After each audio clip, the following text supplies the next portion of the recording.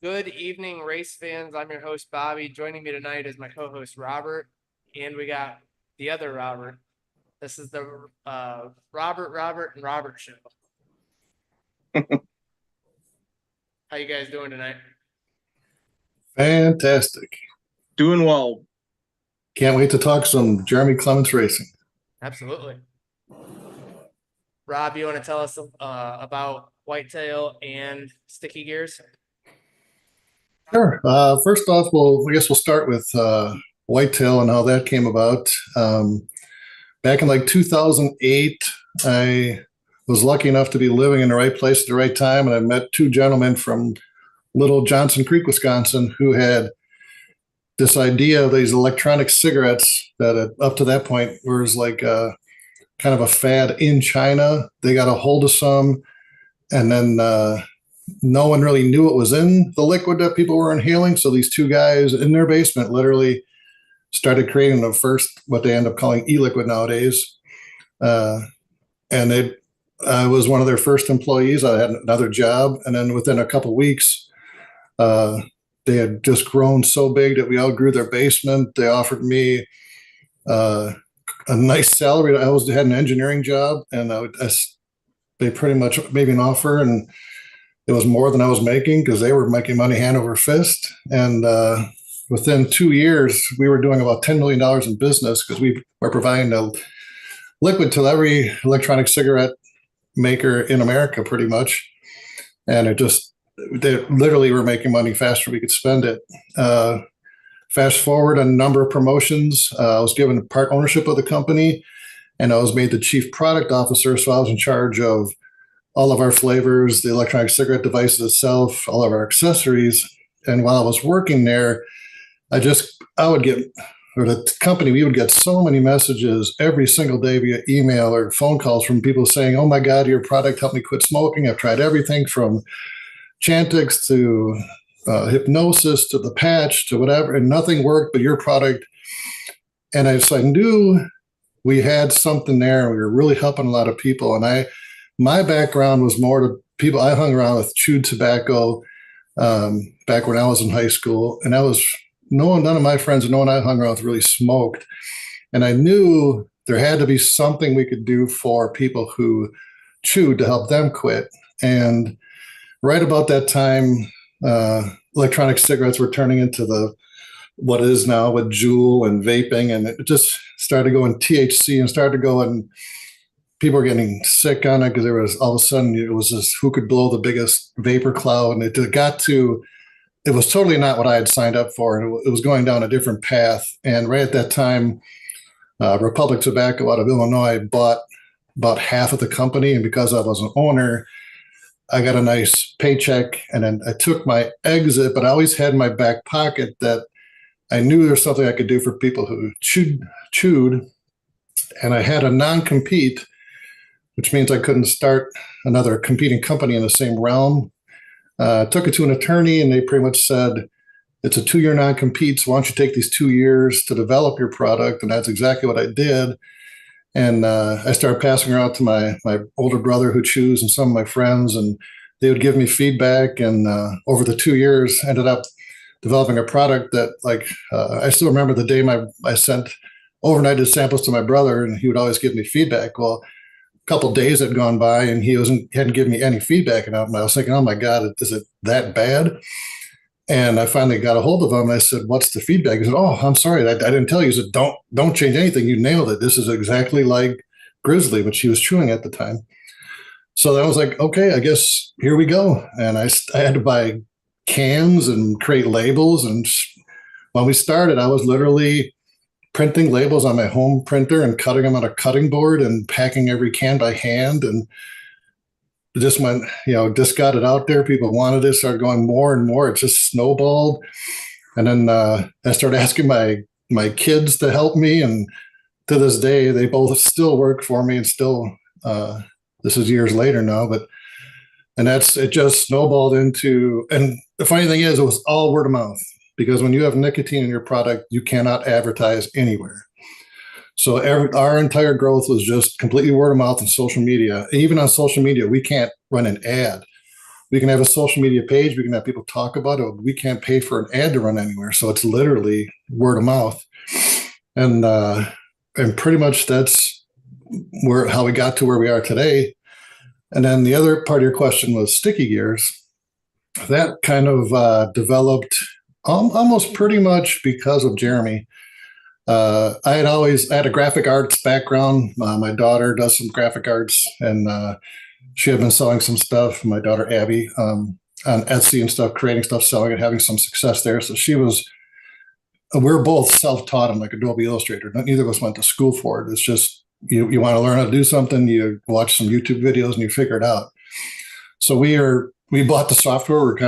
We just hacked through it, self-taught, and got to be, I think, pretty good at it. And we were like, it was just random sales stuff on here on eBay, Etsy. And then when I met Jeremy and all that started, I asked him one day, because I noticed on jeremyclements.com or Jeremy Clements Racing, he had in his store, he had one shirt, one sweatshirt, and one hat. And I just asked him, I said, hey, who does your merchandise? And he laughed and he said, well, my Aunt Phyllis, and God rest her soul, she just passed this past year, and it's going to be a big loss for the team. But he said, well, my Aunt Phyllis does it when she has time, and it's usually like maybe one design a year. And I did not want to step on Aunt Phyllis's toes. So I just said, hey, if you ever want more or other things, let me know. We'd like to give it a shot. And he said, absolutely. Because my aunt doesn't have time for that. I don't have time for it. So I created about probably a dozen designs, and I showed them to Jeremy, and he was like, oh my God. He goes, I love every one of them. I can't pick one. So he said, you pick. And that's how it started. And we put them up and they sold. We put up a second one, a different style. I mean, every time we put something up, it would sell immediately. And then from there on, it was just like, I had if you know anything about websites and URLs, it's almost impossible to find something that someone doesn't already have. So I had all these other creative names that I wanted to call the company because of the racing ties. And literally just about every single thing you could possibly think of was covered. And through my digging through stuff and trying this, trying that, I stumbled across Sticky Gears, because I already had from a different company, a logo of an S inside of a gear. So that's kind of how that came about. I put the website up, people started buying stuff. And then I'm like, well, maybe we can do this as a little side gig to help, underfunded teams, specifically Jeremy. But since then, we've had a couple other people like Christian Rose, an ARCA driver. We do a lot of his stuff now. But we started out, we bought a heat press as our first piece of equipment. Then we bought a Cricut to do some stuff. And then we bought a dye sublimation machine. So it's, as we built and we needed it, we just keep adding pieces and pieces. And we try to go on social media and watch what Jeremy's fans are saying. And we'll run things like, what would you like to see in Jeremy Clements merchandise? And a lot of the stuff we've done has just been from fans saying they wanted, like flags. And I approached Jeremy and I said, what about flags? He's like, oh my God, people have been asking about flags for years. If you could do a flag, that would be great. So that's where the flags came across.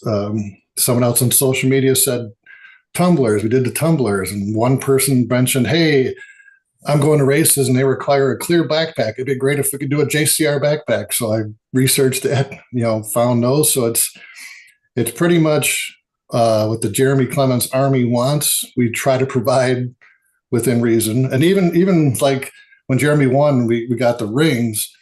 So many people were saying, oh my God, I wish you could come up with a fan version.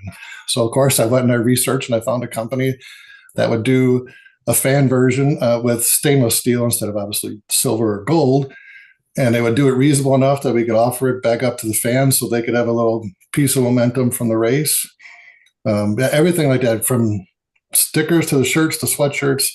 I know, Bobby, you're wearing one. Robert, you're wearing one. Those are the one Robert's wearing. My daughter, Abby, that was her idea. The one that Bobby's wearing, that was literally the crew shirt from our race last year.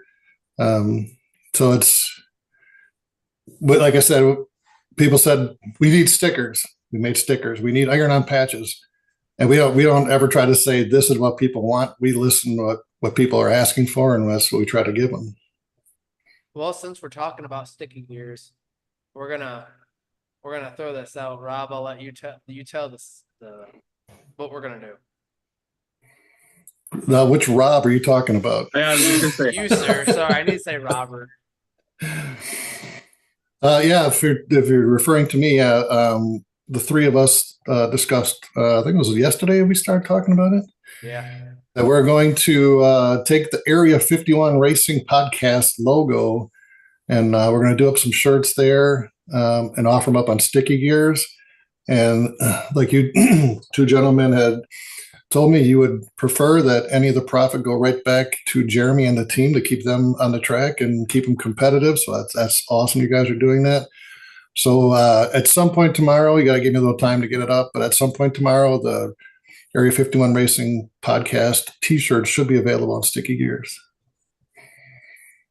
That's awesome. Thanks, Rob, thank you for very working much with us to get that up there. And hopefully our listeners and fans and stuff will buy those shirts and help promote not only our podcast, but also support your company and Jeremy Clements Racing at the same time. My question for you, Rob, is how did you come up with calling your company Whitetail Smokeless? Well, and how did you come up with the design for your logo? Yeah, when I started, when I was back at the story where I took the 2 years, and all of a sudden I had a product along with needing labels. I needed a name for the company, obviously. And from the Elex e-cigarette company that I was working for, we did a lot of registered trademark searches, patent searches. And I knew, especially when you're naming something, the tobacco company's been around for over 100 years, and they've named everything you could possibly think of in the tobacco realm. And I knew the demographic, or at least I thought at the time, the demographic of people who chewed were people from down south, hunters, fishermen. So I kind of knew I wanted to go with something in the hunting realm, because pretty much everyone else talking to that chewed were also a hunter. So I started, going through, and believe it or not, I started researching the whitetail deer, which is every hunter's trophy. There was, in my trademark searches, there was nothing in the tobacco realm. It shocked me.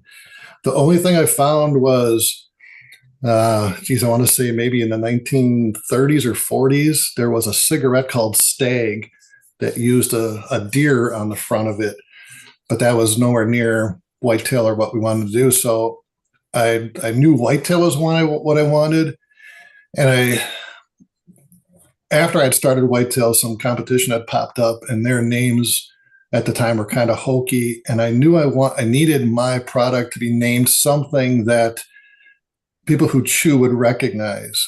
And I couldn't use the word tobacco, obviously. So when I thought about smokeless, I was like, well, I'm not calling it tobacco, and it is technically smokeless. So whitetail smokeless kind of fit well and sounded good, and people I ran it by, they all liked it. And so that's what I went with. And then the original, I probably should have done that as a photo. The original can, it kind of had a mean-looking deer kind of looking sideways. And the words whitetail smokeless weren't really anything that special, just pretty generic. And I took it to a marketing agency in downtown Milwaukee, a bunch of 20-year-olds in an old bowling alley hipsters that thought they were really something. But the good thing I learned that day was the guy was pretty blunt. He came right out and he said, "It's a great name, but your logo sucks." He said, because I had pretty much taken a piece of clip art and just modified it. And that day he had said, this you need something that's going to look good in a circle or a square that'll go on a hat. And he gave me a lot of pointers. And that day I took constructive criticism. I went home, I trashed the entire logo. And then I started working. Yeah, we found it. That is it. Yeah, it's on your Facebook page. Yeah, that's the original can. We should have run a contest. If anyone's got an original can like that, I'll give them $100 because that's a museum piece if you can find that. But I started playing around with, I was looking at other things that other companies kind of like were doing in the space. And that was like a lot of the camo companies. And a lot of people were doing things with antlers. And I kind of got my head spinning, and I looked at a set of antlers. I was staring at it, and I was like, boy, that really, if that intersected in the middle, that could look like a W. And I just started playing around with it. And then I kind of formed it and molded it to fit on the roundness of a can. And then that's, pretty much how that went. So literally the logo, the name, the can, the graphics, that was all just literally off the top of my head. And what I was set out to do was I didn't want to have like a can that someone who chewed tobacco would be embarrassed to be carrying around. I wanted it someone that if you took a can of Whitetail Smokeless and set it on the bar next to your glass of whiskey, you'd be proud that it'd be sitting there and you wouldn't have to hide it or put it in your pocket. So that was kind of the look we were going for, and that's how that came about. So in 2019, you sponsored a NASCAR truck team. Do you want to tell us about that? And I'll actually show the picture as you're telling about it. Yeah, absolutely. And it's funny, your very first show, Mark Nelson from Spartan Waste, he had said that he kind of chuckled and said he was like a poser because he didn't have this long history of a racing NASCAR fandom background. And I'll just pile on top of that or add on to that. I'm a similar poser. My background is football, basketball, baseball, maybe Olympic hockey every 4 years. Did not get into much racing. My best friend in high school was huge into racing, so I had gone to some Indy events, some Craftsman truck events in Milwaukee. It's not that I disliked it; it just wasn't. I had so many other interests at the time, and so we were sitting around in the early stages of Whitetail 2019. And Josh Balicki, who's from Wisconsin, just cold called us out of the blue. We had never sniffed anything to do with NASCAR, iRacing, nothing. So I don't know where he found us or how, but he contacted us on like, I want to say a Monday or a Tuesday. And obviously I knew about NASCAR, and I knew the rabid fan base. I knew our product would fit that fan base pretty well. A lot of people from down south chew. Pretty much NASCAR fans are right up there in the demographic, fit it perfectly. And Josh Balicki approached us, and he said, I got a truck race on FS1 on Thursday night. And this was like a Monday or a Tuesday. He says, going out blank. He said, if you want to pop on, and I want to, I don't want to misquote. It was not much money from what you would think you would need to fully sponsor. But he was 2 days from racing and going out with a completely white truck. And at that time, I knew nothing about what NASCAR allowed you to do on a truck, where the sponsors allowed to design it themselves and all that. So he sent me this design that you're showing. And to me, it looked great because there was my company that was going to be on a NASCAR that was going to be on FS1. And I was like I said, maybe a Tuesday. And by Thursday, it was being wrapped that morning for the race that night. And because I didn't follow NASCAR enough, I had these grand visions of my car going around all night long on TV with my big logo going around, not realizing that the truck I sponsored was going to be at the back of the pack and never see the TV. But that did get us interested, and we stayed in touch with Josh, and we sponsored a very, very small associate sponsor at Road America. And that's really what got us hooked, because obviously, Robert, from being in the garage, well, Bobby, you too, from that experience is like no other. It's like, I try to explain to people, it's like being on the sidelines for an NFL game, or like being in the dugout for a Major League Baseball game. It's just being backstage at a rock show. It's just some place that most people don't get to go or be around or see. So when we kind of had that experience, it was like eye opening. It was like, whoa, so this is what being a sponsor is like. It's not just paying some money to a car that goes around the track. It's like the experience at the track is really the experience you're paying for. So that really kind of got the, not kind of, it did get the ball started for us and wanting to do more with NASCAR.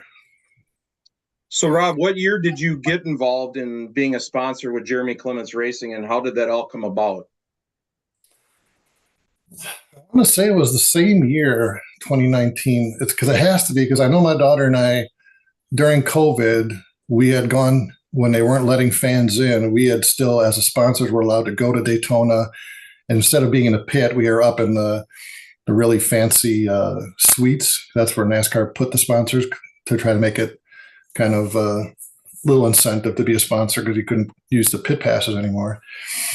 But we were, after we had kind of got a taste of it with Josh, I started watching it on TV more, because I was like, when I get into something, I just like, I'm a sponge. I watched every race that Flow Racing had. I was watching ARCA races and truck races, and I was just soaking it all up. Like, where's the opportunity? Where could I see? And one thing I was noticing was so many cars at every level, maybe not Cup, but definitely ARCA, Xfinity, truck. They were going around the track with like big open spots, and especially in ARCA and Xfinity, the C-post, I don't know if you guys know, that's the spot behind the rear window.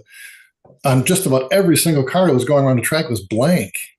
And so, just being the businessman I am, I started looking at a pad of paper, and I would write down every single car on TV that did not have someone on the C-post. And then that next Monday, I went on social media and I contacted pretty much every team that was on that list and said, hey, I see no one's on your C-post. I'll give you $500 to be on the C-post. I have a Cricut printer. I can print vinyl. I'll even print it out and mail it to you. You don't have to pay for the vinyl. And of course, as you would expect, I got a lot of laughs and a ton of no's. But I did get a number of drivers that said, yeah. And one thing I kind of, because I didn't know the ins and outs and what you're supposed to do and not supposed to do and all that, we ended up being on 3 or 4 cars on the C-post, and one of them was Jeremy.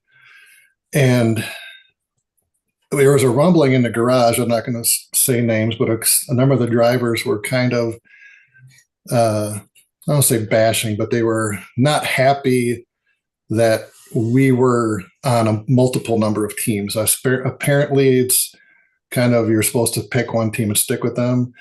And I didn't really know that piece of etiquette, if you will. And so there were a number of drivers that we were on that weren't necessarily happy about it. And to Jeremy's credit, he was the only one that when we were on multiple cars, because I had said to him, hey, I understand now that, this really is kind of frowned upon to be on 3, 4 cars at a time. And Jeremy said, honestly, he goes, I just want you to find which team you're comfortable with. And he was the only one that said, if it's not us, I'm just glad you're in the sport sponsoring. I was like, wow, what? That was, talk about everyone else was like, it's me or nothing. And he was like, hey, as long as we love that you're in a sport, we hope it's with us. If not, we hope you find someone you mesh with. And just that honest approach. And I had never met him. All the interaction with Jeremy was like over text or email. And then that was kind of I talked to my daughter, Abby, at the time. It was pretty much her and I were doing the NASCAR stuff. And I said, that's it. I said, we're all in on Jeremy. We weren't like huge dollars. And through that, ended up, it was in Daytona. Jeremy's like, why don't you come down and meet us? And at that point, we had said, well, we want to do something more. What do you use every race that we could possibly buy from you that we could turn around and give away to fans? And we kicked around, obviously, things like shoes, helmets are super expensive. And I had asked him, I said, well, your helmet shield, I said, what do those run? I think it was like $150, something like that. Well, I said, well, do you use a new one every race? And he said, no. He goes, I change paint schemes, but he goes, usually I only change the shield if it's scratched or, or something, or it doesn't match the color scheme. But he said, I don't change it every race. So I said, well, how about we do a deal where I'll buy 33 helmet shields, all whatever colors you want that match your helmet, and in turn, you sign them and put the date on with the racetrack and where you finished, and we'll give them away to the fans. And so at the very first race we did that was in Daytona, and again, we had never met Jeremy. So we were going down, my daughter and I, and after the race, Jeremy said, hey, me and my wife, Courtney, and some other sponsors, it would end up being Scott and Dawn from One Stop. I can't remember who else was there, but I had never met, a driver before, so I didn't know what to expect. And my daughter and I went, and drove around. He told us where he was. We parked, and I told my daughter, I said, if he ends up being like some big ego and big times us, I said, we'll just get in, get out, because we were supposed to pick up the shield. That's the whole reason we were meeting him. So I got the shield, I got it signed. Where should we meet? And we showed up, and they were just finishing their meal, and we felt like we were intruding or not. And he walked over, met us at the door, walked us over to the table, introduced us to everyone at the table, pulled up chairs for us, poured drinks for us, asked if we wanted anything to eat. And it was just, he was such a down-to-earth, real, honest, nice guy. It was like, wow, this is a dude I could be friends with, even if he wasn't a race car driver. And the more we talked and the more we found out, it's like, hey, he's doing this out of his little family shop in Spartanburg, South Carolina, when everyone else is in North Carolina. He's doing it on a shoestring budget. They're making their own engines. His dad is I think at the time his dad was the crew chief. Well, it was like right before Mark started. But it was like every single thing we heard about the story, it was like, oh my God, how can you not want to help these guys? And just hearing their small budget, and at that point he had recently had lost that Reliable Vehicles as a sponsor, so he was like filling some holes. And just that night, just meeting him and Courtney, they were so nice. It went after we thought we were intruding on their get together with their friends and their sponsors, and we ended up going to a couple different bars after that, and they invited us along. We ended up spending the entire night with them, and by the end of the night, my daughter and I went home. I just said, we got to do something more. We got to do what we can to help this team. So the next day I just contacted Jeremy and I said, give me a price for the C post for all 32 of the rest of the races. We want that spot. We want to help you out wherever we can. And that's pretty much where us and the C post, the last 3 years, that's been our spot, and it'll be again this year. We're going to C post for every race. I was actually, I knew you were going to bring up the visors. I actually was able to get one. This was Homestead from the Fly Inform paint scheme. Now tell me that's not one of your coolest pieces of memorabilia. Absolutely, it's right in my cabinet with the car. I absolutely love it. Yeah, you can get an autograph from someone, an autograph hero cards and that, but to hold in your hand something that was, literally on his head during a full race, that's pretty cool. I didn't realize, like, when I got it, I was actually really surprised. Like, it's tinted and everything like that. Like, I forgot that the Homestead race is the day to night. Yeah, and that's not like we purchased some helmet shields, generic helmet shields off of Alibaba and, faked it. Those are, in the first, if you remember the first 2 years we did it, we would include photos of Jeremy unscrewing it and signing it with every giveaway. So I'm going to ask this question and then I'm going to show the video, but what is your best moment with Jeremy? There's one of two videos you're probably about to show, but I mean, obviously every guest that's been on that was at Daytona and when Jeremy won, that's not only my favorite memory from Jeremy or my favorite memory from racing, that's one of my favorite memories in my lifetime. I mean, obviously getting married, my kids being born are up there, obviously at the top. But my entire life being a sports fan, I'd watch and you'd see a team win a Super Bowl and the confetti, or they'd win the seventh, the World Series, or you'd see them just in tears and popping champagne and the confetti flying. I always thought, God, that's got to be so cool. And I played a little bit of college football. I never really had that same kind of success. And to be there, and it's funny because one of Jeremy's other big fans, who's a 9/11 NYPD police officer, Donnie Bardo, him and I got to be really good friends, and we were talking that day. And like Rain, everyone else has said, there was that long rain delay, so that day was just taking forever.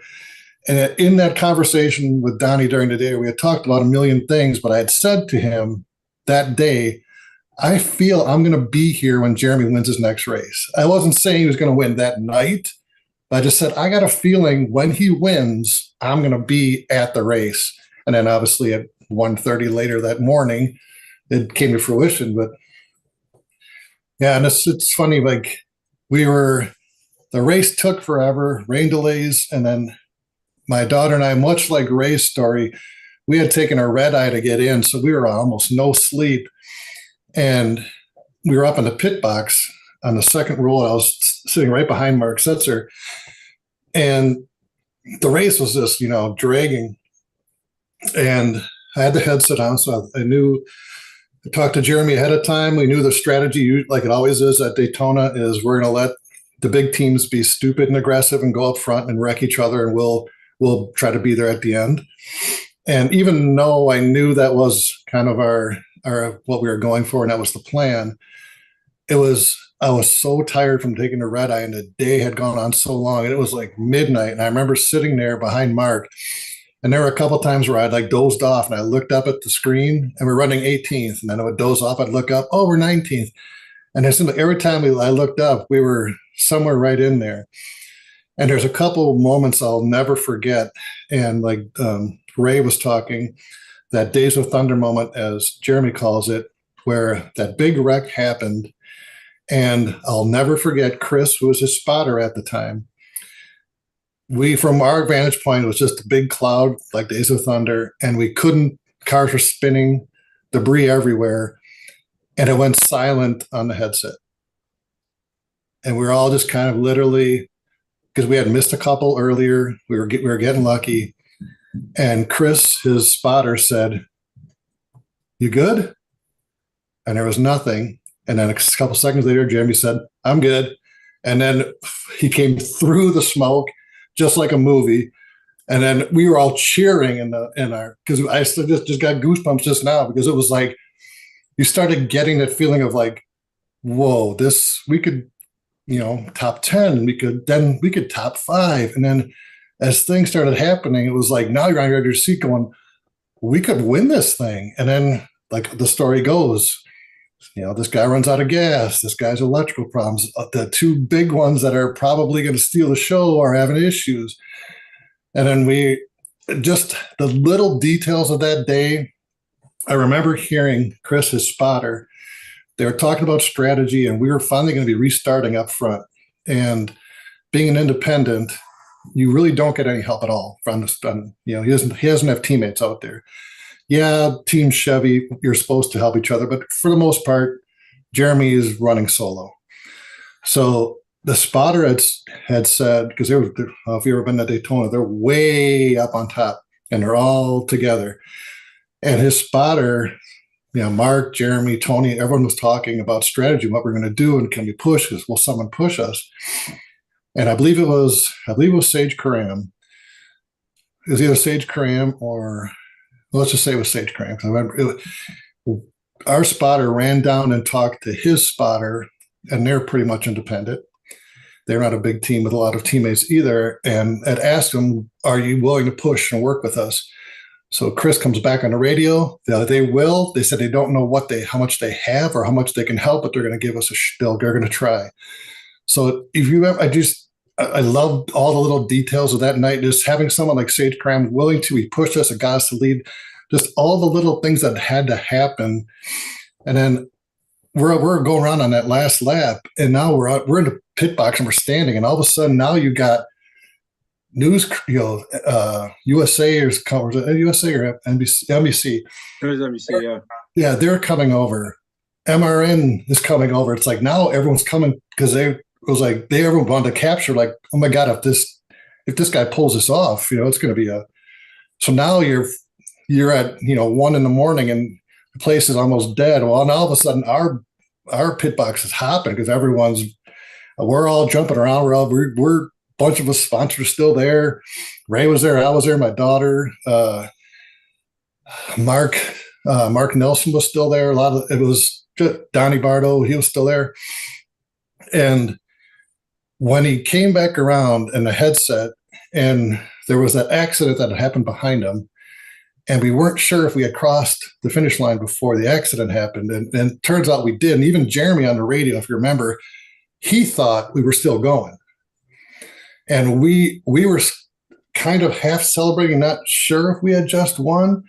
And then when we saw the official results, we were going nuts. And I was literally looking back now and seeing how the pit crew guys have to build up the pit box and how it's not really structurally sound. And I was up there like shaking, and Ray's on the other side and we're high five. And looking back, I probably shouldn't have done that because that could have been pretty disastrous. But then it was kind of bedlam set in, and I wanted to get down. I wanted to go. Everyone was hugging, high fiving, and I wanted to get down there. So I went down to the first level, and it's only about a 3-foot drop or so, maybe 2 stairs.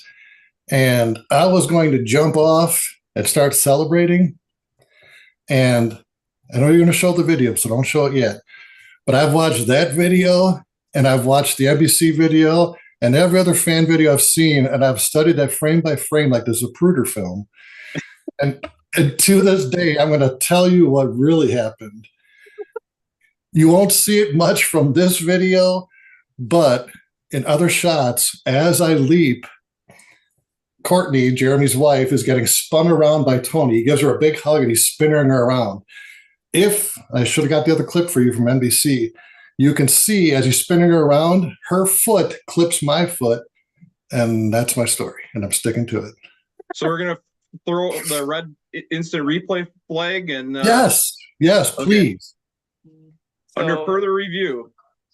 Abby says October of 2020, and she says Sage Kurum was your pusher. Here is the video. I'll tell a story about this video after we show it. Yeah, right, sorry. There's the picture. There's the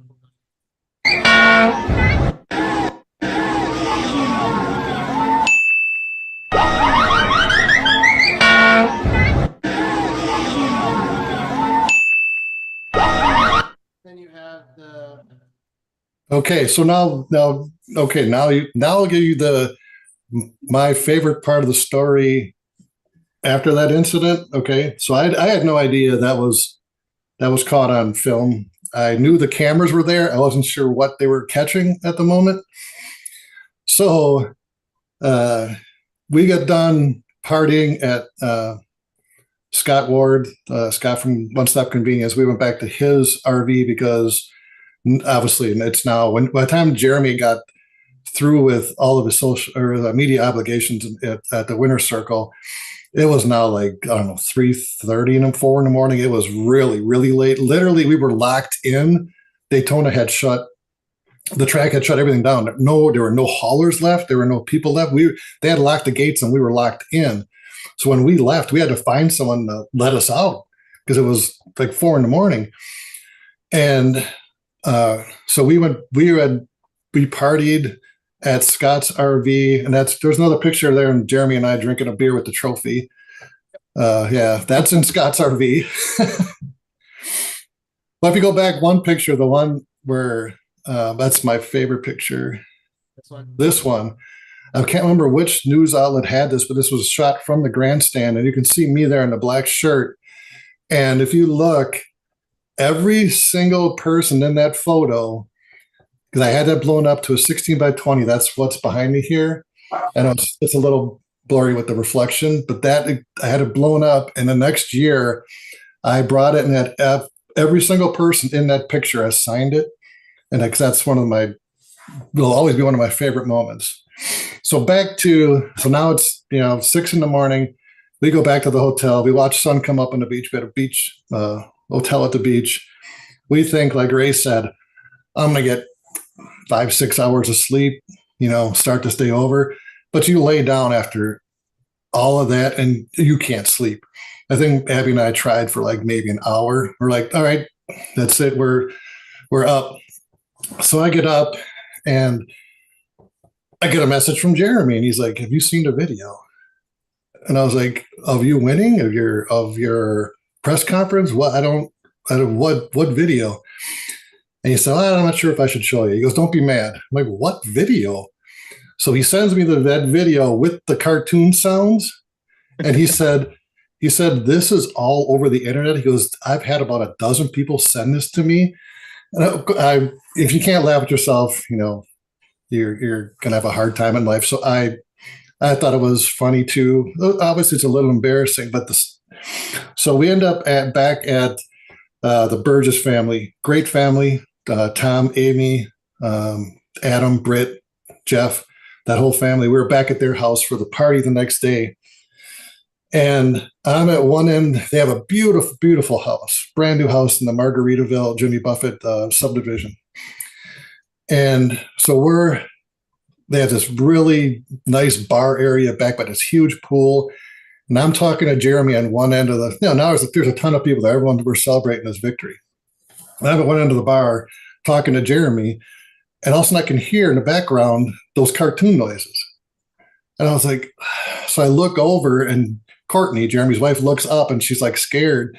Well, she's showing Taylor and Jasmine the video, and she thought I was pissed. And I just laughed. I said, it is what it is. Go ahead and show it. But to this day, I can hear those cartoon sounds and I know exactly what people are looking at. So did you get hurt or? No, and it's kind of funny. Like when I'm on my way down, when things happen in your life, it goes in slow motion. Yep. As I'm on my way down, it's like a yard sale. There's my headset, my radio, that hits the ground, batteries fly out, my hat. I mean, it was like everything that was near me was just now scattered. As I'm on my way down, it was one of Jeremy's crew guys. He's the poor guy. He's at the bottom of the stairs, right where I'm tumbling down. And I pretty much give him a forehead to his crotch. Oh no. As my landing. And I go, hands land first. And I know there's just all the media is there. There's video, there's people with cell phones. I knew some people have seen this because we were NBC right at that point was, if you watch the NBC video, they're filming Tony and Courtney, that spin around that knocked me over. To this day, I'll stick by that story. So I knew that camera was right there. So all I thought in my head was, get up, dummy. So I popped up like nothing happened. So there's another video, maybe we'll have to share it at some other point, where I'm standing, like they're showing Ray and Courtney and Tony, and out of nowhere, my head pops up. I just appeared out of nowhere because I had just jumped up, like pretend like nothing happened. And with all the adrenaline, and the embarrassment, I was like, I couldn't even tell if I was hurt or anything. And then it wasn't until we were probably back at Scott's RV, I was like, God, my hand hurts. So it's something on my way to what's his name's crotch region, and my hands hit the ground. I jammed my fingers somehow, so I end up taping 2 fingers together. Nothing broke. No real major injury. I know that I was going to show this. I was waiting. This is this is the video from here at. Yeah, that's the video I took when that's the other cool part of the story. Yeah, the audio is not going to be great because of the echo from the.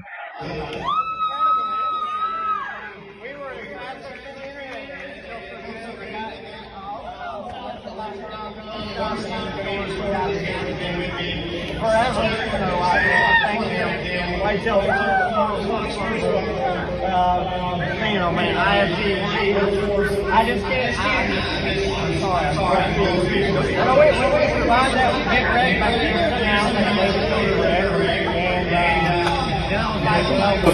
If you pause that, now that was I knew I needed to capture the moment because I was so pumped. I was forgetting like to soak it in. So that was the only video I shot. And the one regret I have is there were all the lug nuts sitting there right against the wall on the pit stop. And I wish I would have grabbed a handful of them as a memento. But it was when we were sitting there, and Jeremy then had to go, all the way around the track one more time. And Daytona's huge. It took him a while. So we're all standing there. We're celebrating, high-fiving, hugging. Strangers. It was the coolest moment. And then I'm standing there with Ray and Mark Mullins, and I was like, "Are you guys going to run out there?" And they were like, "Well, I don't think we can." I said, "Well, if the pit guys run out there," I said, "I'm going." And Ray said, "Okay, if you go, I'll go." So we were just sitting there, and we're like, the pit guys were sitting there, and we're like, and they were doing their celebration, and as you can see on the videos, and we're all just anxious on this side of the wall. All of a sudden, the pit guys turned and started jogging because Jeremy was starting to do his burnout. Well, then we jumped the wall and we started running. And because it had rained, and there was that rain delay, it rained all day, the infield was just ankle deep in water underneath that grass. So as we're running to Jeremy, it was like running through a swamp. It was just like sloshing through. And when we get out there, and the most famous picture was actually taken by Donnie Bardo, the NYPD cop from 9/11. He has the greatest picture, and I've used it on posters. I've used it on trading cards. Every place I could use it. I made this cell phone wallpaper out of it, where Jeremy turns around, he sticks his hands out like that. And I had asked Jeremy in the RV after it settled down. I said, "What was in that moment when you turned and stuck your hands out?" I said, "What was going through your mind? Was it like, what did we just do, or isn't this great, or what was going through your head?" And he started laughing. He goes, "No." He goes, "Honestly, when I turned around and I saw all you guys standing there, my thought was, you guys can't be here. We're gonna get in trouble. What are you guys doing out here?" And it's funny, ever since then, I've watched every celebration, and sure enough, no one runs out there but the pit crew. That was a memorable moment. That's awesome. So to transition from that awesome moment to your company being the primary sponsor for the Xfinity races, the last, was it 3 years at Road America? So I guess how to word this is, Justin Sharpie on one of our previous shows said, Driftless Glen, like that banner next to Bobby there, has all the companies on it that were on the card this last year at Road America. And they're all Wisconsin independently owned small businesses. And they're on a independently owned small race team. And he talked about how cool that was, that there's no way any other race team had something like that. And so my question is, from what I understand, you were big into getting a bunch of those secondary sponsors involved. Like Justin even said, you were the one responsible for getting him and Driftless Glen involved. So what gave you the drive or the want to do that, to get other companies involved? Yeah, when Jeremy approached me, obviously, as everyone knows, Jeremy announced it, that we're full for this year with sponsored, which is fantastic. But you turn back a couple years, and Jeremy had just lost Reliable Vehicles, or it lost, or they separated up, whatever. I honestly don't know what happened, but that relationship was severed. So Jeremy had a bunch of holes to fill. He had, new sponsors to find. And there were a number of tracks that weren't as necessarily as attractive to other sponsors for whatever reason. Obviously, everyone wants Talladega, everyone wants Daytona, everyone wants Bristol, the big races. So when you're out here in the Midwest, there isn't as much interest in Michigan or Mid-Ohio, Road America. And obviously, Road America is our home course. Robert, you've been there. It's beautiful. And Jeremy approached me and he's like, hey, do you have any interest in sponsoring a primary on a race of your full, a race of your own? And I was like, Jeremy, I can't afford that. So we talked more, and Jeremy, being the great guy that he is, we came up with something that worked for both of us, that we were both comfortable with. And I told him, because I knew, it's not easy, obviously, finding a primary, but then a lot of times it's necessarily easy finding your associates. So I told him, as part of the deal, I said, tell you what, I'll take the entire car for one price, which is normally you buy them in pieces, like the A post, B post, C post, upper quarters, lower quarters, TV panel, trunk, hood. And a lot of times different sponsors can buy those things. I told them, I'll take the entire car and I'll help you, or I'll find all the associates for it. And when I started doing that, obviously I'd never tried to find other sponsors for a NASCAR before. And I tried to be like, at the time I was going to be like, ooh, 51. I'm going to look at Area 51, as we did years later after that. But like, what else is 51? I started doing research. I started, okay, who's sponsoring currently in all divisions, what kind of companies? There are a number of distilleries and alcohol brands that were in and out of various levels. And I started researching, and I said, is there anyone that's got a 51 proof with, whiskey or something?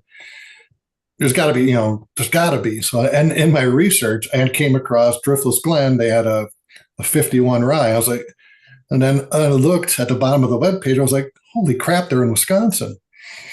So I contacted them. I said, hey, here's my great idea. We're going to, Jeremy Clements is 51. You guys got a 51 ride. It's going to be a great. And their marketing girl came back and said, yeah, no thanks.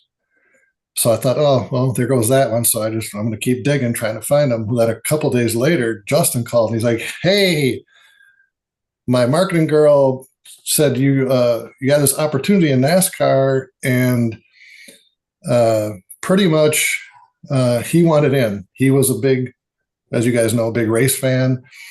And he said, even if Driftless Glen doesn't pay for it, he goes, I'll pay it out of my own pocket. We want in, and we want in big. We want like the entire TV panel, and we'll also want a lower quarter spot. And so I said, wow, that's fantastic. And I gave him the best price I could. And then he said to me, I know a ton of people, because Justin likes to talk, likes people like Justin. He's got a lot of contacts. He's a sales guy that has to go around the Midwest at the time, now around the country. He said, I have contacts that love racing. And he said, would it be okay if I try to drum up some business? I said, absolutely. So he found State and Corks and Caps. And that first year was a company called Loud, which was actually a friend of his out of California. I think I was the only one that was not Wisconsin at the time that was on. And then all those companies wanted to come back, except Loud. And then Adam King, who I'm not sure what his exact tie, how he got to know Jeremy, but he has ties to Jeremy Clements Racing when they do a race where they don't have the live pit stops, where you got to do it all on your own. He comes in and helps, and he's a principal down in Kenosha, Wisconsin, and I got to know him from being at Road America, and he's like, hey, how can I get a shirt? And how can I get an extra crew shirt? And we just started talking, became friends. And he had said to me for this past year, he goes, I'm part of an archery club in Kenosha, and Root River Archery, that I think it'd be a great fit. I'm like, oh, of course, whitetail, deer, hunting, fantastic. And so because that's kind of like a trivia question, that's the only race we're not a C-post, is our own car. because I figured we got the rest of the car. We don't need the seat post. So last year, and I believe they're re-upping again for the Iowa race that we're doing to be on the seat post. But Tim at State, Chris at Corks and Caps. And it was just one of the things. I know Ray said it. I know both Marks from Spartanburg have said it. Ryan from Fox Sports. Everyone talks about the uniqueness of Jeremy's sponsors and how everyone has become friends. And it's just, until you experience it, it's hard to put into words how true that is. And even these guys that I had never met, I met them that first summer, 2 summers ago. And Tim from State, his father was had some health issues and was they knew he didn't have much time left. They brought him, and we got a golf cart for him, and we helped him out. And they just thanked us up and down. At the end of the couple months after the race, his father had passed, but Tim from State was thanking us left and right about being able to share this experience with his dad one time. And it was just all these sponsors, like we become like every single person that's on that car, I would call a friend today. And like when we see, sometimes I won't see him, like Chris from Corks and Caps and his buddies, they show up at the track at Road America and we're hugging and high fiving and we're picking up on conversations we had from the year before. Like it was yesterday. It's just such a really cool group of guys. And so now that we're in Iowa, that's, you guys probably know that if you saw the schedule, because they yanked Road America from us. So now we're trying to take our show on the road. Just when we were finding our groove at Road America with our tent set up and our go-kart and we were kind of like I said, Abby with her hospitality and all my other employees, we're all finding our groove, if you will, at the hauler, entertaining the other co-sponsors, and everything was finally gelling. And now they yanked Road America from us. Now we have to take our show on the road. Yeah, that was one of the questions I was going to ask you, how that was going to work, if you're still going to do the meet and greets or the meet and greet like you did at Road America with Jeremy, or if it was just because it was going to be at Iowa and Newton, Iowa this year, it was going to be on the road, that you're just going to see how it goes for this year, and hopefully they come back to Road America next year. Yeah, that's exactly a one-time thing because of the Olympics or whatever. Right. That's exactly how we're going to approach it, because I have never been to Iowa and I don't know the layout and I don't know logistically how we would get the meet and greet set up, because it was pretty much perfect at Road America, how we could get Jeremy in and out. But saying that, if we won't have the meet and greet this year, but it will be back next year, even if it's at Iowa, we will, once we get a lay of the land in Iowa and see where everything is, we will figure out where we can do it once we have a year under our belt. If not, if it's back at Road America, hopefully we will definitely do it again. I know the fans like it. I believe it's the only track on the entire schedule where he does any kind of meet and greet or fan appreciation interaction kind of thing. Yeah, as far as I know, that it is. So another thing with the Road America deal is this last year was just crazy. Jeremy's in practice, wrecks the car, it goes off course, or I can't even remember, was it practice or qualifying? Can't remember which one it was, but he goes off the course and wrecks the front of the car, and he has to go to the backup car, which is the Chicago car. And you guys are scrambling to find a graphic, somebody to print the graphics and wrap for the car.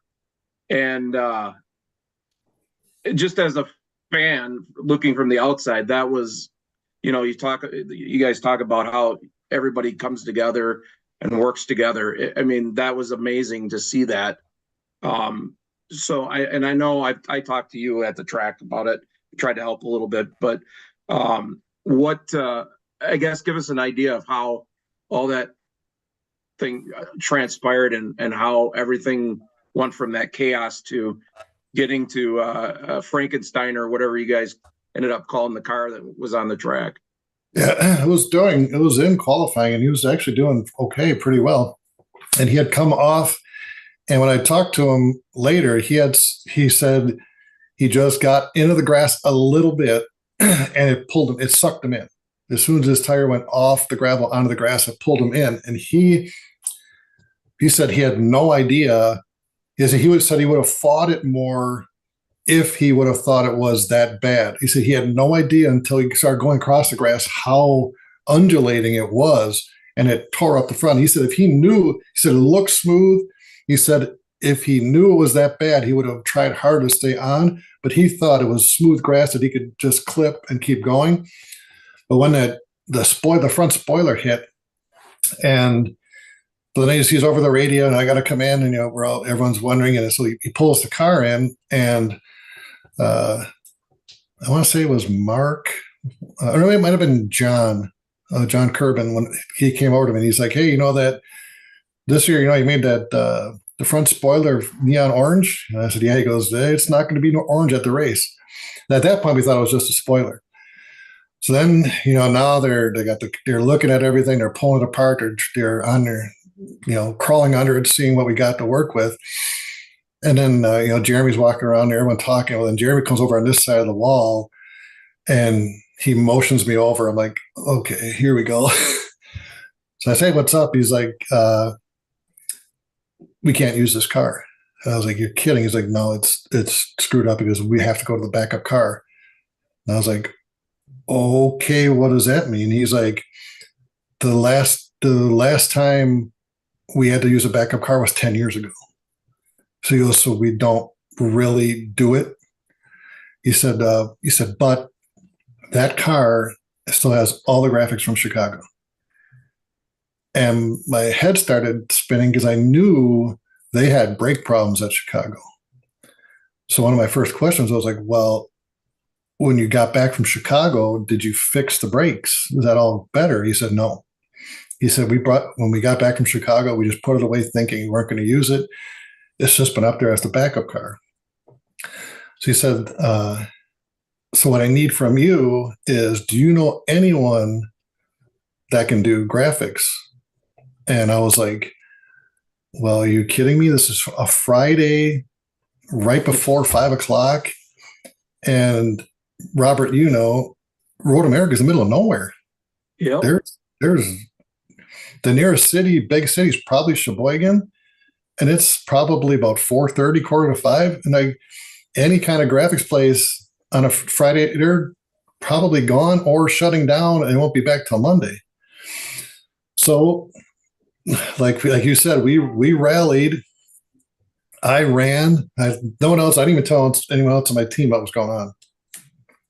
After Jeremy told me that, I ran back to the hauler, and Jason was there, and he said, "What's up, boss?" And I said, "You gotta let me up there to look at the." He's like, I said, "We're going to the backup car." And he said, "The hell we are." And I said, "No, we're going to the backup car."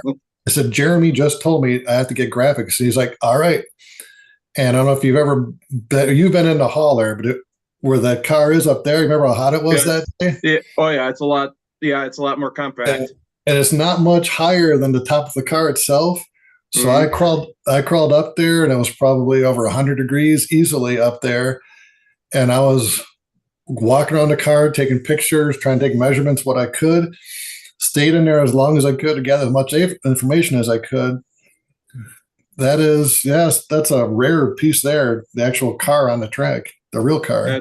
That's one of my photos that I took at the Rob track. took that picture, so that's why I'm showing. That's that was pre-qualifying. Yeah, that was a beaut. And then this is what he's talking about now. Yeah, that's my other photo that I took. And the funny thing is, even though that was the Franken car, I think it turned out to look, for what we had to work with, it looked pretty good going around the track. It did, and it was actually a pretty decent car too. Yeah. Oh, we'll go back to the story. So I come out now dripping from sweat from being up there. I grab Justin Sharpie because I know Justin Sharpie knows everyone. And I grabbed him and I said, "This is what we got. You got to find me a graphics place." Adam King, he came over, and I told everyone the same thing. I said, "We have to find someone that can print large scale graphics overnight." And through the luck of God, we ended up finding a place. I think it was Adam King, I believe, who found a place somewhere in Kenosha, someone he knew. I believe it was someone he had not the best relationship with, because he pretty much said, the guy may tell me to piss off, but he said, we'll give it a shot. And me, Abby, and Adam King went back to the Siebkins Resort where we were staying, went in their bar. If you've ever been to their bar, it's pretty awesome. It's a race bar with like race stickers. I remember we got all of our, it's a dive bar, but all racing stuff. So we're there at the bar, me, Abby, and Adam, and I'm texting Jeremy. He's like, all right, all I have is my phone that's losing charge. So Jeremy, I said, either go in your email or talk to Maselli. I need all the logo files from every single sponsor that's got to go back on this car. So long story short, we got everything over to Adam's guy in Kenosha. And I mean, just if you look at all the things that had to happen exactly correct, I believe, was the race starting like at 1, I believe, something like that? Because I know. I think it was 1 or 1:30, something like that. Yeah, I want to say 1:30 because it started here at 2 or 2:30. So NASCAR had told us, we understand it's a backup car. We understand you got to strip it down of the logos and reapply them. They said, but to go through inspection, you have to be done putting decals on by like 11. It was something like that. Well, if you know, in the garage doesn't open till 11 if you have just a VIP pass, which we did. But luckily, my daughter has a hard card. So by luck would have it, Tim from State Collections, who was on the car, one of the sponsors, he hadn't arrived yet. He was just coming up for the race. So Justin gets a hold of him and says, hey, can you swing by Kenosha, or when are you coming? And it was, I mean, you talk about the things that had to happen. So Tim says, I should be passing this area of Kenosha at like, it was like 10 or something. It was like exactly when the guy from the graphics place said he would be done with the stuff. So Tim pulls in as the guy is just finishing. Tim gets his car. Tim drives it. We have Justin take the golf cart down to the main gate of Road America, meets Tim with all the graphics. We drive that right up to the hauler. It's probably like 10:30 at this point. We don't have much time. And luckily they let us in, mainly because Abby had a hard card. We run it in there, and little did we know, we thought we were wrapping. We had bought from this graphics company huge pieces of black vinyl because we thought, because what Jeremy had told me is we're going to put black over all the other logos and then put new logos on. We're like, that's going to look like hell, but if that's what we have to do. So when we finally hustle in there, little did we know that all morning long, Lawson from the crew, Mark, Jeremy, pretty much everyone, Tony, everyone had been with X-Acto knives peeling off all the other vinyl from the old car. So by the time we got the graphics there, they were almost done peeling all that stuff off. So putting new stuff back on went a lot quicker. And I'll tell you, I mean, I have pictures of Jeremy with a squeegee applying graphics. Tony was applying them. Mark is, I had no idea until that day. Everyone says like Mark is the vinyl whisperer. I mean, he was a whiz at like all the complex parts were done by Mark, and it was like there wasn't a bubble on any. I mean, it was amazing seeing. Like we pretty much dropped the graphics off, and we helped here and there where we could. But Jeremy himself and his crew, all of them, were all over the car putting pieces on it every. And by that time, I think Robert, you had come in, right? You saw us. Yeah, it was. Yep. It was something to behold. I mean, it was when we literally, as the last decal went on, NASCAR is sitting there, tapping on their watch, and we pushed the car over to inspection and made it through. And it was just second by second, everything had to happen. If there was any slip up along the way, it wouldn't have happened. And it just we had to made it all the way through. It was amazing. And then he does extremely well in the race. And we all knew he had bad brakes. He didn't like it. So as he's coming down the big hill at Road America, and Jeremy was telling us over the radio, he said, every time I go down, it's worse and worse and worse. He goes, I almost have the pedal to the floor because I may not have brakes at the end of this thing. So we're like, oh, great. So we're running well. And as the story goes, we're on the very last lap. He's running about 8th or 9th, somewhere in there. goes on to the part of the track that's pretty much Bermuda Triangle. Cameras, there's no cameras there, no fans there. It's a dark part of the track. The spotters can't see it. And something Jeb and Hemrick, I think, It got was tangled Daniel up. Emmerich and Jeb Burton. Yeah, they got tangled up behind him. He was not even part of their dust up. They got tangled up behind him and clipped him. And we're sitting there leaning over in the box. Like you were probably there too, Robert. Like, all right, he's going to turn. We're going to top 10 this thing. And we're counting the cars. 1, 2, 3, 4. It gets to 11, 12, 15, 16. We're like, and he's not saying anything on the radio. We're like, what the hell happened? So, we end up 24th or something, but it was like another one of those where it's like, it's right there. And he's literally the last turn of the race. I think he was for sure in the top 5 He was when fifth. that happened. Yeah, I knew it was. Yeah. I mean, he if that wouldn't have happened, he probably had a chance. I mean, he had a decent car, but I don't know. Now, let me ask you this. So, do you design your own like liveries, or do you give Michelli free reign? I was kind of surprised when you guys had him on that he didn't mention me as one of his difficult.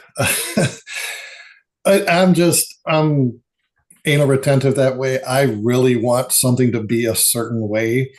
And the way the black and orange came about, the matte black with the neon orange, is the year before in the August Daytona race, we were parked our hauler was right next to Jeb Burton's, and he was still running not Jeb Burton, Riley Herbst, and he was still running the Monster.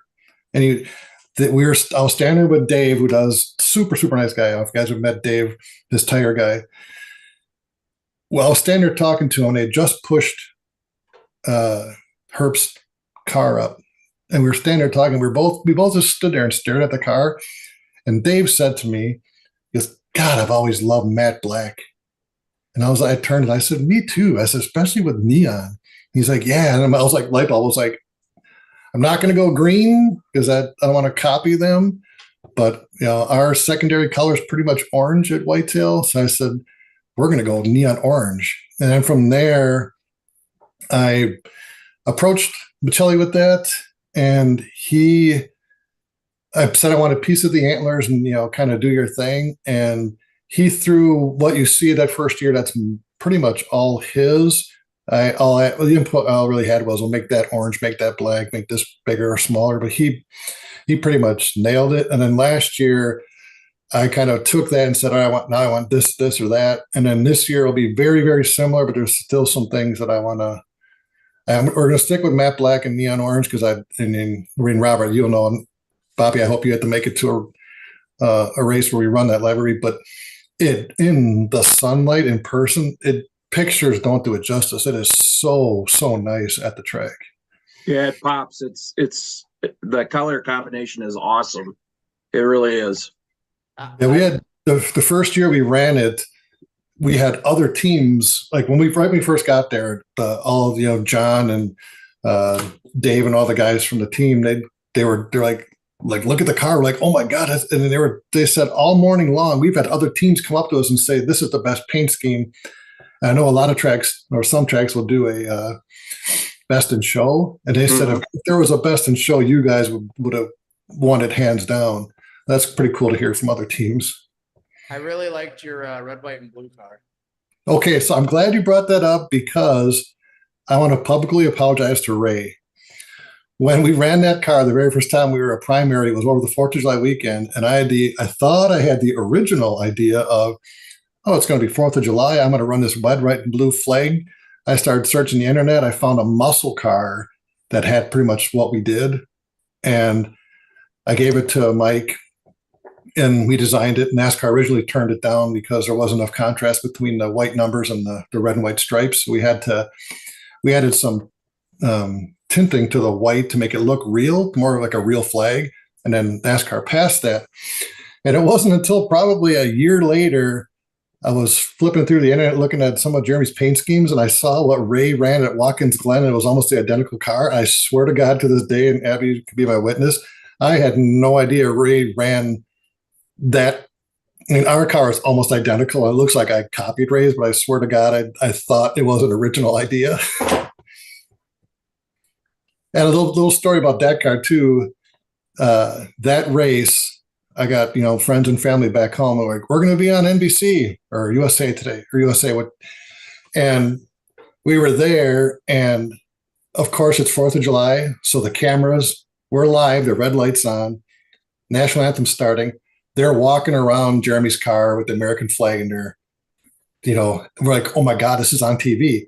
National anthem starts. They zoom in on Jeremy's face. I'm standing right next to him, and they back out. So I'm like, holy crap, we're on TV. We're on national TV. So as soon as we jump back over to the national anthem, I call my dad. I'm like, did you see that? And he's like, no, they're running women's lacrosse. It went into overtime. You're not live yet. I was like, oh my God, are you kidding me? So all that we thought we were on TV at the beginning of the race, the country never saw. Now, how did you guys come up with the Area 51? With the blood orange and all that? And that was after I saw how the black and orange, and I knew I wanted to go that fluorescent orange. It was kind of like when I was talking about getting sponsors and looking for things that were 51. And of course, you do a search of 51 and you're going to get a million hits of Area 51. And I thought, well, that would be pretty cool. And with neon orange, you could do something, even though aliens are kind of green, you could still do something orange, neon orange. And I was like, because I don't like to just do things small, I'm like, we're going to go on a whole theme.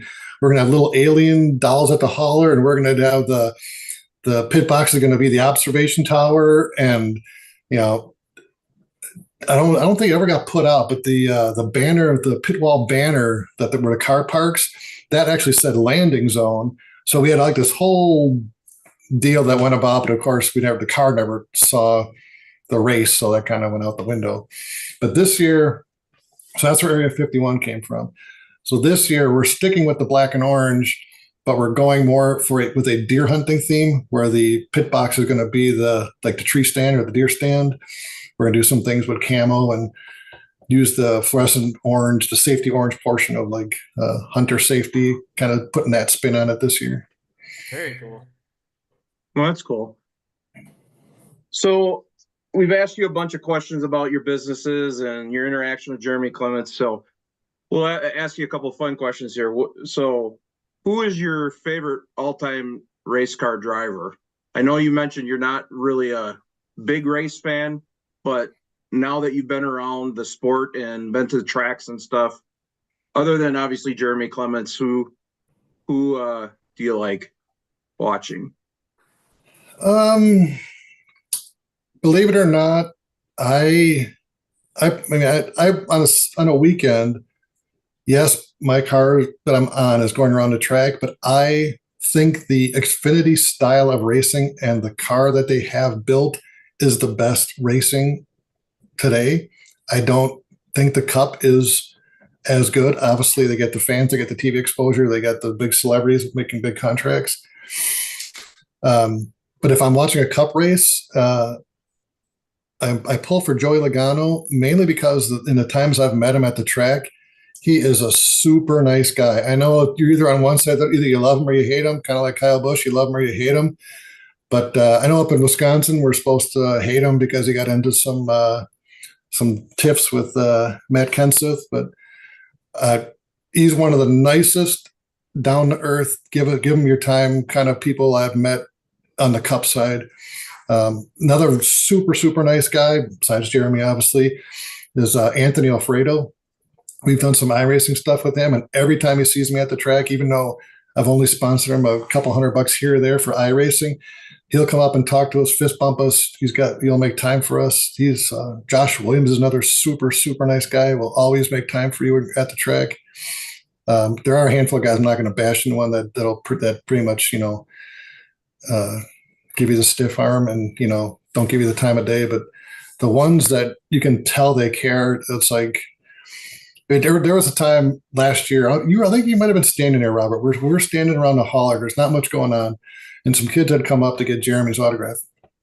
And while the kids were up, Sheldon Creed, Josh Williams, and someone else had walked by.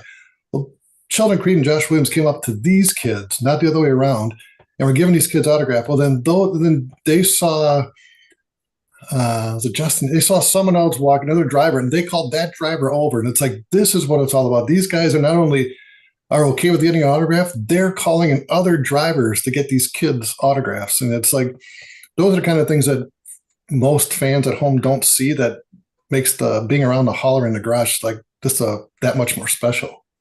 Well, that's the future of the sport. Those are the people that those kids, getting them involved in enjoying and those experiences is what's going to keep them maintain the sport into the future. And as you guys know, we did those trading cards for Jeremy, and we had every run we would overprint because there was miscuts and some got damaged. So all the overprints, those were unnumbered. So we talking about yep. So like you'll see on the back of yours, they're numbered, hand numbered. The ones that we printed, we put a tamper-proof hologram over there, and we kept all of them. Jeremy signed every single one of them. We got boxes of them. What we told him we want to do is we want to take those extras and we keep them, and I'd give them to my employees. Both my kids have them. I have a box. And when we're walking around Road America, Daytona, wherever we're at, any kid we see, we go up and give him a Jeremy Clements autograph card. We just, because like you said, that's the future. I told Jeremy years ago, I'm going to win your fan. I'm going to win you fans over one fan at a time, one card at a time, one track at a time. That is awesome. That truly does make a difference. Absolutely. The hero cards or those little card things, from when I was on a race team, just handing out the hero cards to kids. It was like, they opened a present at Christmas. It was like, oh, this is so cool. You got a driver sign, autograph this card. And, it's so cool to see that and be able to, watch, the kids' joy and everything just by doing spending that little bit of time with them and, doing that extra little bit for them. It really does make a difference. One of my favorite memories of Jeremy pre-race at the hauler, he's standing around and a lot of the sponsors were around, and I was standing next to him. And most fans, they believe that painted yellow line, they can't cross it. It's like an imaginary barricade for them. So they'll stand, which is nice because they don't. I could see excuse me, a little girl, probably, I got 2 daughters, so it hit home even more. She was probably about, 8 or 9.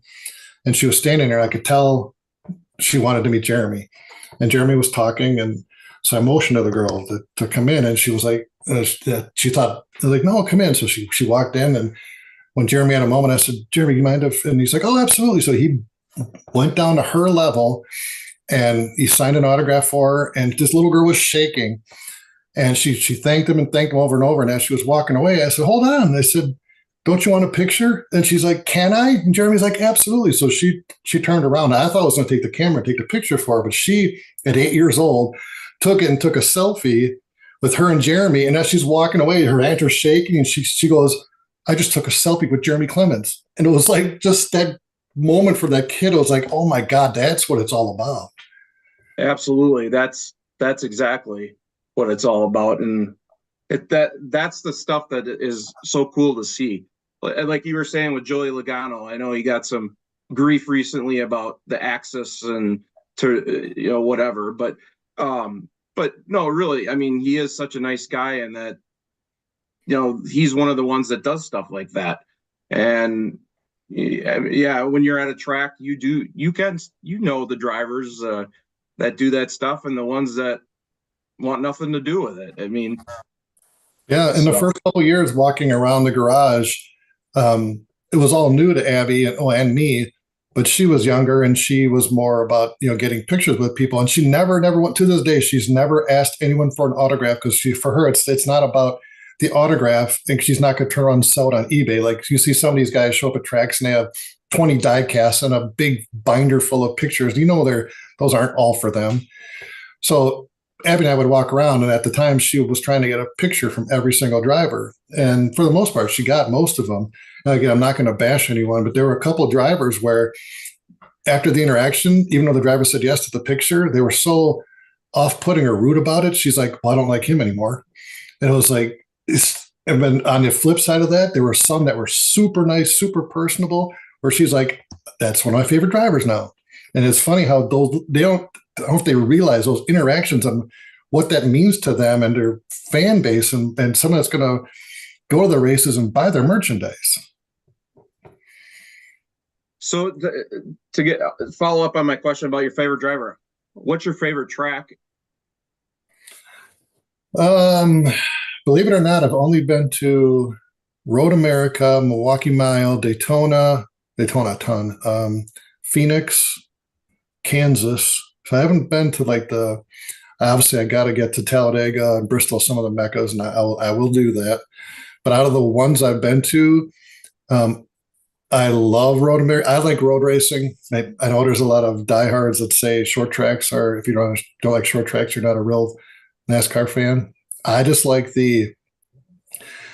from watching Jeremy, I really like road courses because it evens the field. Jeremy never has the fastest car, but at a road course, Jeremy can keep up because he can outdrive people through the technical portions of the track. And I love how a road course levels the playing field in that respect.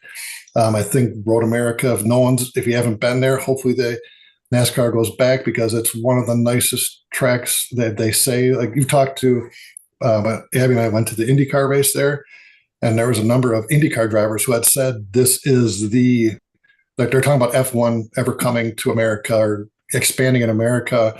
And all the drivers are like, you already have the perfect road course right here.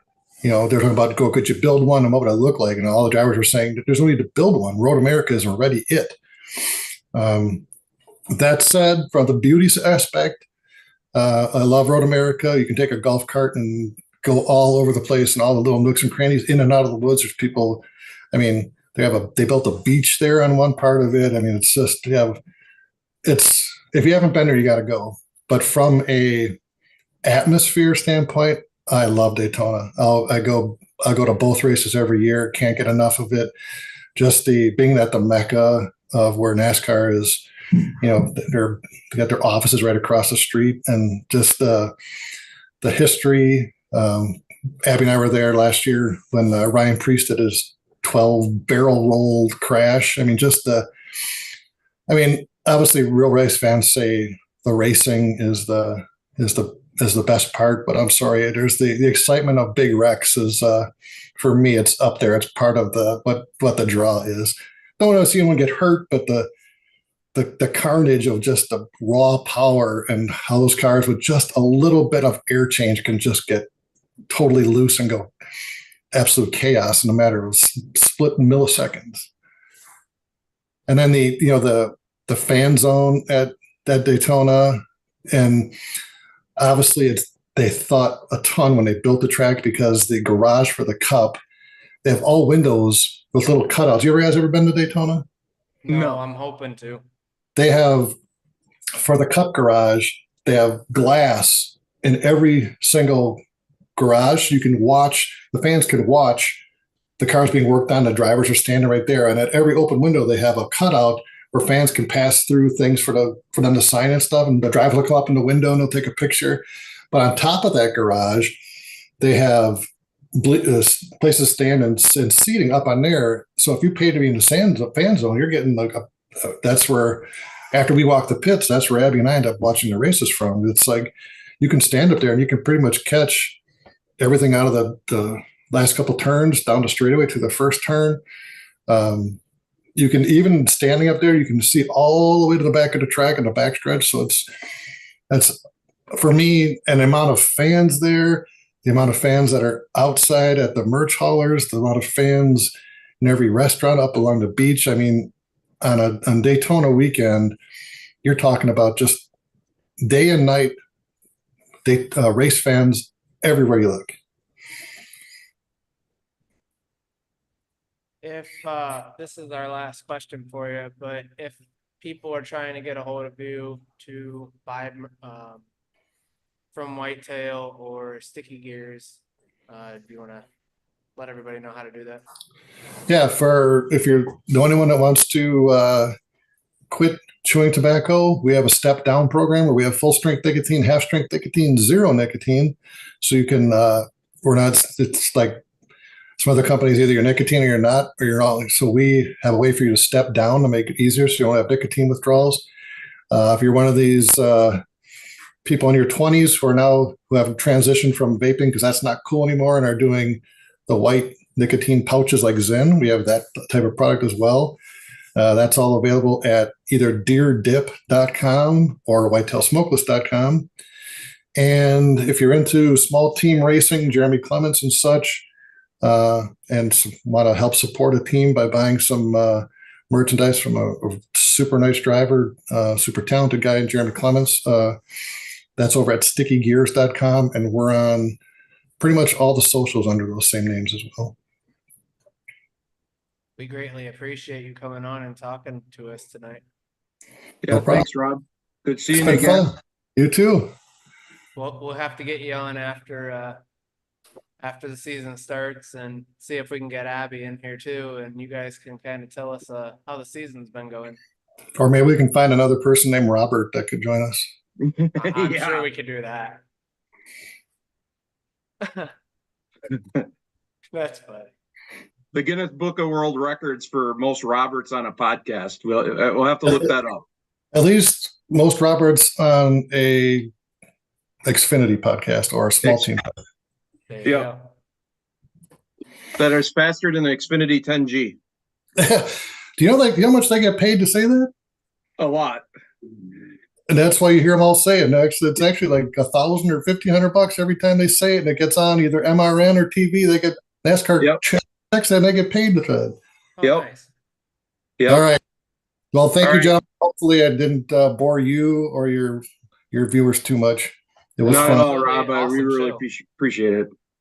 All right, Dave, keep doing what you're doing, and you guys are looking better, sounding better every week, and I'll be tuning in, and I'll continue to give you my criticism, even if you don't want it.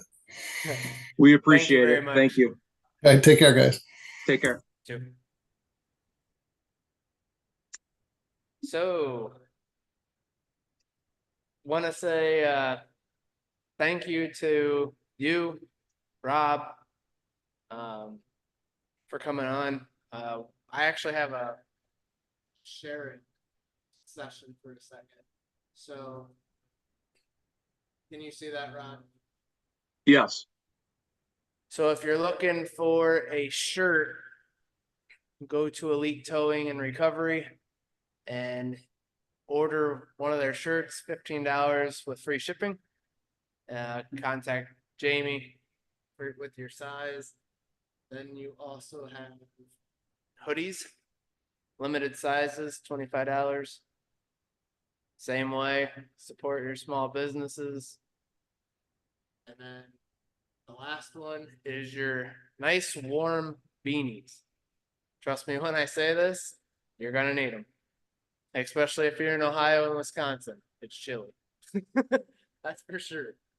But the beanies are $15, and then, like I said, just message Jamie on Elite Towing if you're interested. So I wanted to give him a shout out. Appreciate everything that he does.